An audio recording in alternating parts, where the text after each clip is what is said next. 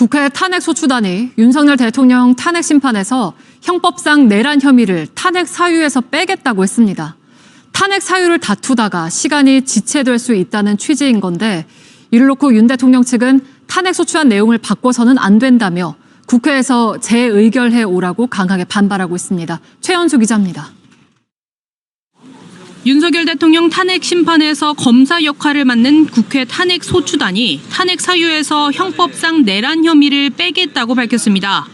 전날 헌법재판소에서 열린 탄핵 심판 2차 변론 준비 기일에서 신속한 심판 심리를 위해 내란 혐의를 철회하겠다고 한 겁니다. 소추단은 내란 혐의의 유무죄 판단은 형사법정에서 다뤄져야 한다고 주장했습니다. 이에 대해 윤석열 대통령 측 대리인단은 이번 탄핵 심판이 내란죄 성립을 토대로 한 것이라며 이를 제외하는 건 원천 무효라고 반박했습니다. 소추안을 바꾼다면 국회의 동의를 다시 받아야 한다고도 주장했습니다.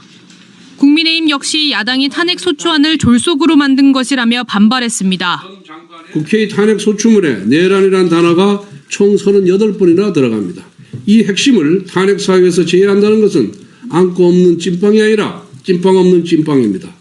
이재명 대표 사법 리스크를 덮기 위한 것 아니냐며 탄핵 소추안 가결 시 찬성했던 국민의힘 의원 12명의 의견도 다시 확인해야 한다는 주장도 나왔습니다. 탄핵안에 반대했을 거다라는 분이 적어도 5분을 넘긴다면 그것을 헌재 증거로 우리가 제시를 하고. 민주당은 헌법과 형법상의 영역을 나눴을 뿐 탄핵 사유는 동일하다고 주장했습니다.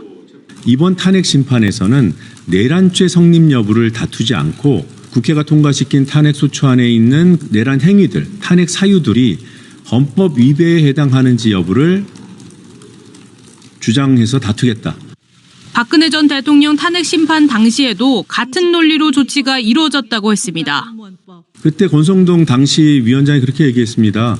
형사재판은 법률 위반 여부, 그러니까 범죄 성립 여부를 다투는 것이고 박근혜 탄핵은 헌법재판이다. JTBC 최연수입니다.